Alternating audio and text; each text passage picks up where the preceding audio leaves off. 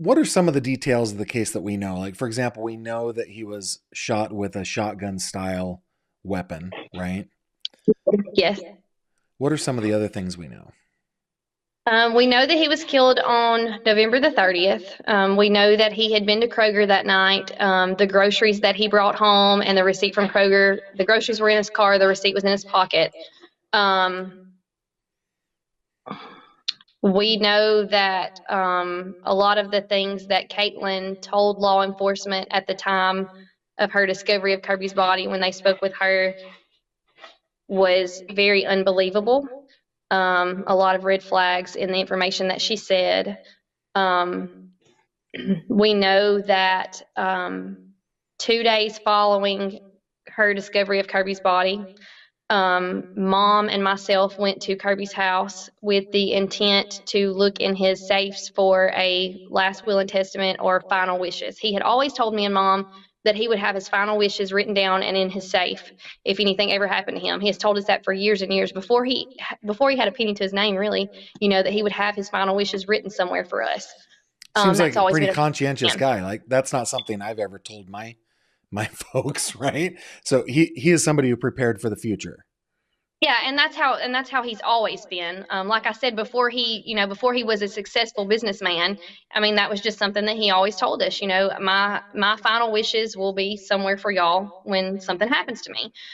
So on that Sunday when we went down there, I've shared this publicly before, but we found that the safe codes had been changed, the door locks had been changed, and Jeff Spence's Cadillac was loaded down with bags of Kirby silver.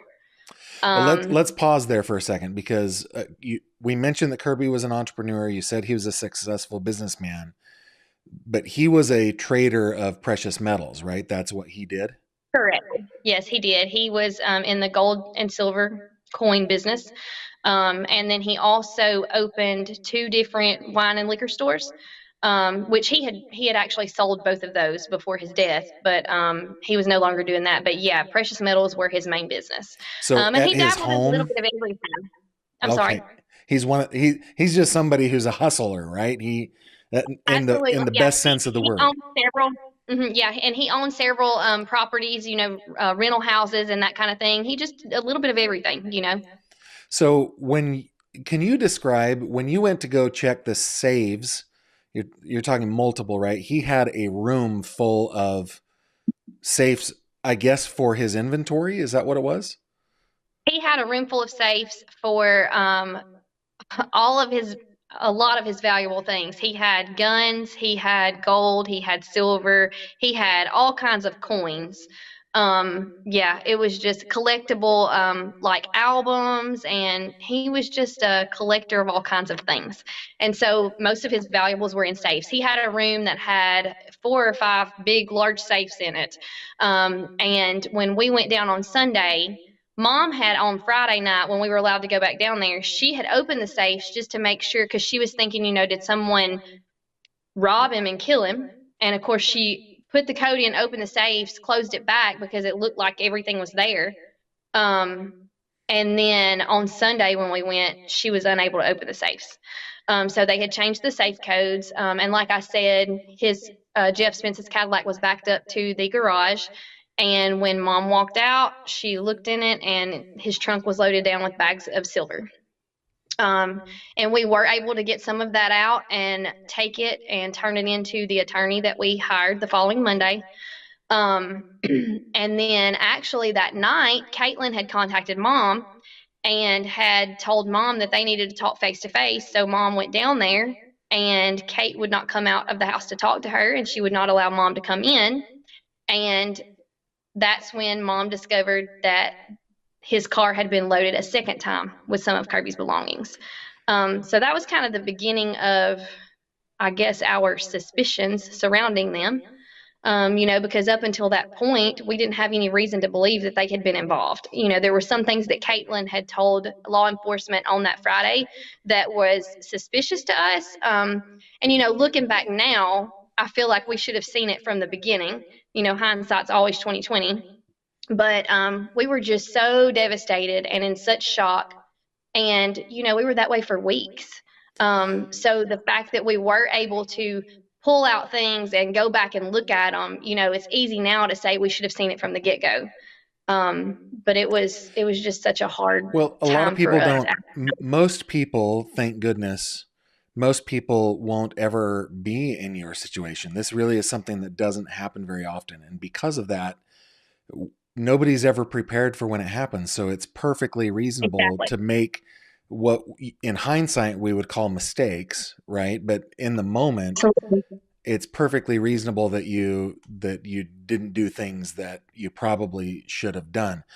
Now, so if we can walk the timeline here, because supposedly they left on the 29th. Obviously, they left on the 30th, probably, right? But um, Probably.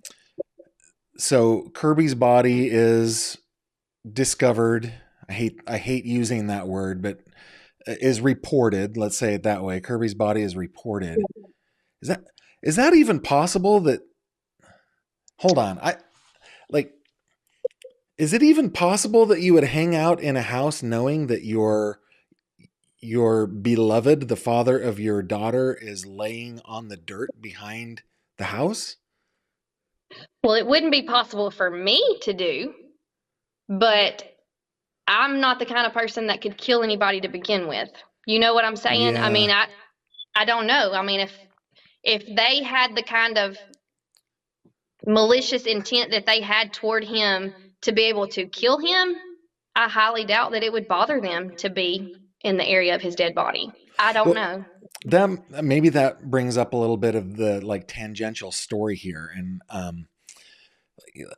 so Jeff Spence, as you know, Caitlin, but just for our viewers' sake, Jeff Spence is a convicted felon. He was convicted of 2 counts. I think I don't remember specifically, but it had to do with the theft of like this is just so strange to most people, and it was to me like 3 weeks ago or 4 weeks ago. But he stole a white-tailed deer buck named Goliath, and I have a picture of this. This is a recent picture of Goliath's mount, and the victim in the robbery is this man named Rod Miller. Now, just so that people understand here, um, that buck was worth easily hundreds of thousands of dollars just as a buck, but his breeding, his semen, basically, right, was worth millions and millions of dollars. And Jeff Spence cased Rod Miller's farm in the presence of his then young daughter. I think she was probably 13, 12, 13, something like that when it happened.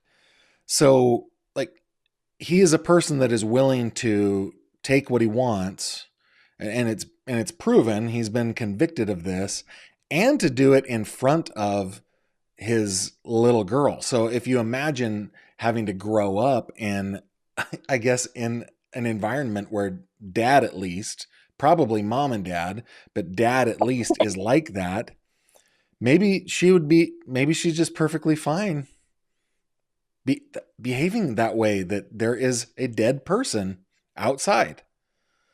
I guess. I don't know. It's very interesting.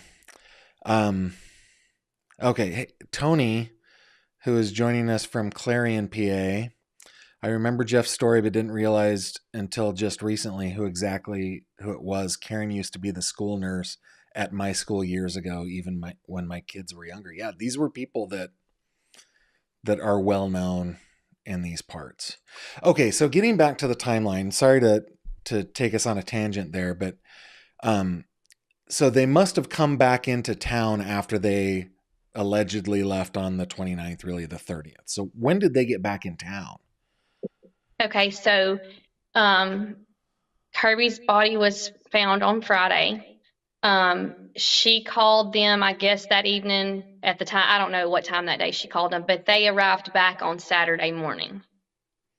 Because Caitlin had come to mom's and stayed the night that night, she and the baby, and we had been over there really late that night. We ended up coming home to try to sleep for a couple hours. When we went back to mom's the next morning, it was relatively early. My husband and I one of the fast food places and got biscuits for everybody and took over. And when we got there, Caitlin wasn't there. I remember walking in to my mom's that Saturday morning, and I asked my sister, I was like, "Where's Kate and the baby?" And she said she went back home. And I said, "What?" Like, I was concerned for her and concerned for Enola especially. And I was like, "Is it safe for her to be down there?"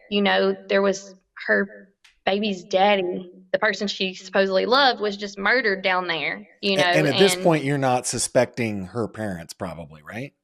correct, not at all.